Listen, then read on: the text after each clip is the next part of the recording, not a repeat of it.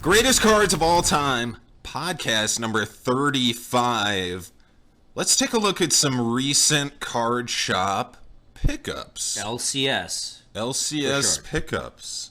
5 cards to be exact. Last time you strolled into your local card shop, you picked up 5 cards. Right. It's Cash. It's a LCS with an asterisk, I'll have to say, because technically It's a nice store. it's a great store. It's not my local store. It's a local store to my parents. That's the asterisk.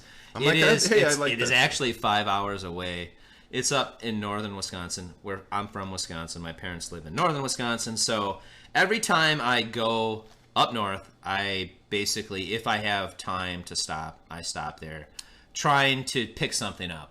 And I kind of just wanted to go over my thoughts, what I'm looking for when I go to a local card shop. Just kind of, why did I pick these out? What are some of the things that I'm thinking when I do this? So I went up there. I basically just had in mind that I was going to spend up to $100. Okay, so the right card would have been $100.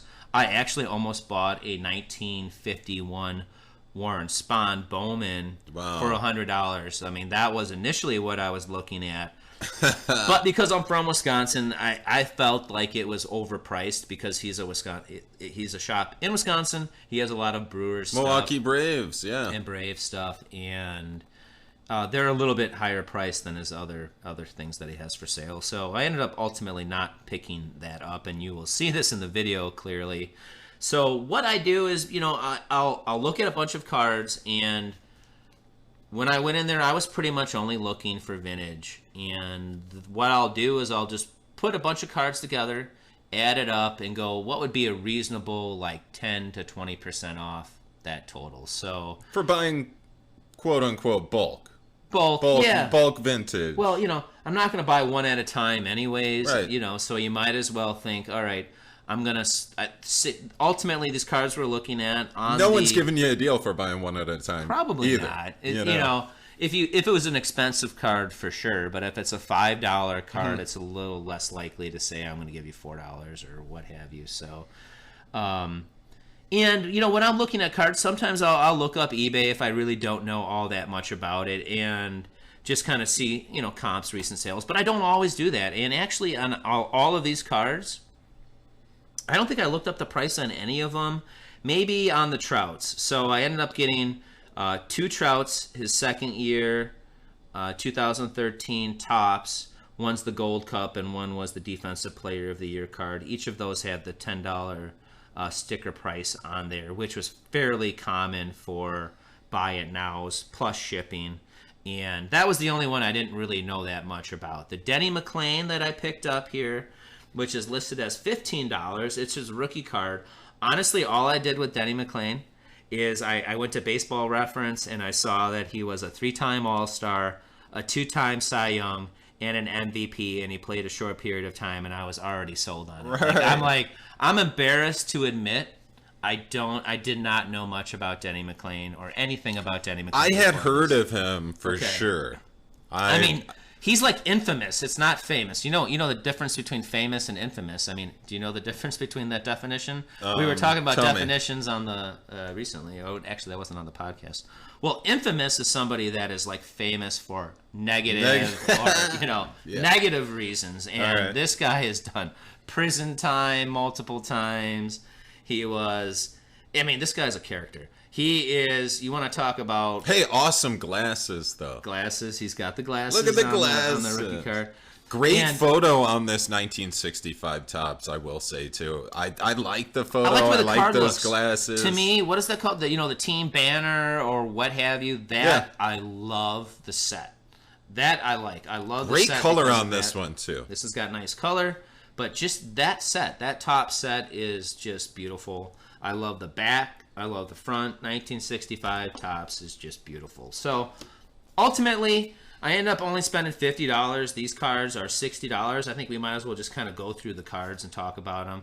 The Denny Mclain we've already talked about briefly here. We're going to have to do a full set series on this because I totally geeked out after I I'll bought this probably card. look at these cards 100%. again sometime. I went berserker after I looked into this guy. He is so nuts and crazy, man. This guy he's got like movies after him. He's got, I like that card. Old school Tigers logo, the old banner, the big glasses, and he was, very good pitcher too. 31 wins. He's the last. This will never be broken. This is what I found out. He was a 31 game winner. That's never happening again.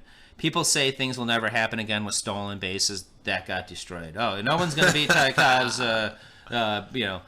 stolen base. That got destroyed. This record will never be beaten because the game has changed. No one will ever hit more home runs than Roger Maris in a single season. Okay, yeah. That got plastered too. Right. But, this one is different because the game's changed and they don't use pitchers the same way that they used to. So that's why it'll never be broken. Right. The next card we'll talk about here is the Phil Niekro. Again, I'm going into the card shop. What am I looking at? I'm looking for autograph cards. You're looking in the glass case the whole time? It's a mixed bag. I don't care. I don't go through the dollar box or anything like that because I don't do that. Yeah, these aren't coming from the dollar box. No. I'm looking for Hall of Famers. I'm looking for autographs because I do think, things are being overproduced. A lot of people argue it's not the junk wax era, and it's not the exact same. It's not the exact same because it is different right now. There are more people in the hobby. You've got people that were in the hobby during the junk wax era that are back in. You've got their kids that are back in. Right. You've got the people that were in the junk wax era that were older that are in. So, it is a different time. There are more people in the hobby. I will agree to that.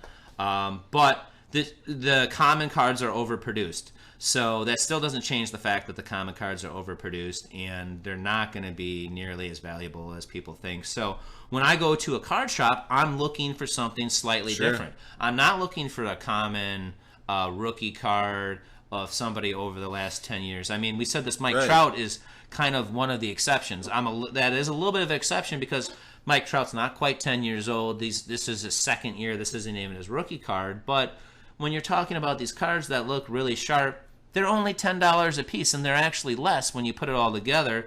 You buy a pack of cards, and they're damn near $10 now, and they're probably going to be worthless. At least I'm getting, one of the best modern players, his second-year card. That's why I can justify buying these Mike Trouts. They look sharp. They're not nearly as common as all of these cards that are being produced right now. He is one of the best modern players. So that's part of the reason why I picked him up, and I don't really have much Trout. So Phil Niekro, an autograph card, Hall of Famer, $20. That's ridiculous. How many are there? There's hardly any of those. Again, if you think like Topps right now, there's probably 1 million of every single card that's being produced right now, and So those are just some of the thoughts when I go and I look at a shop and what I'm trying to pick up. And then the last card I want to talk about is I think it's, what year did we say this was? I think you got that one, 1979. So this is the all-time record holders, 1979. Record holders for RBIs in a season and RBIs in a career, comparing Hack Wilson and Hank Aaron. Clearly not a super valuable card. It's not even like really all that old. These individuals, awesome card though. For $5, I mean $5. I'm like, all right. Super cool card. And may I say, I'm just a huge fan of 79 Topps baseball cards. So. You and your 79. I'm not a huge fan of 79. I think it might be the best set.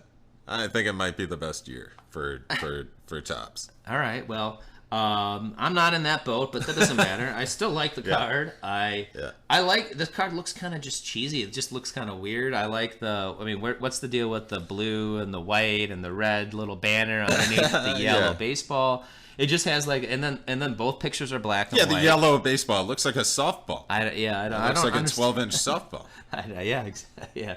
It's just different. It's a different card, and for $5, slightly less because again, going over this is listed as $5. $20. This is $60 supposedly in cards. This one's in great shape, too. I good will shape. tell you that. 79 is notorious for being off-center. Right. He actually had two that were listed at the same price. This one's in nice shape, and it's pretty well centered. I looked at them. I looked at both of them, and I went with this one over the other one that was listed at $5. The upper left corner is not great. It's got a little issue, but ultimately, it's not like it's a card I'm going to grade. I still like the card. They're black and white pictures, which is kind of interesting. Neither of these individuals were playing at the time, right? Right. These aren't playing. These aren't their playing days cards, but it's still a cool card. And overall, again, it was supposedly $60 worth of cards. How cool is that? I think you did a great job. $50. I think that's not bad. You're not paying any shipping. I like that deal. I like these cards. I like that deal. I will be stopping again.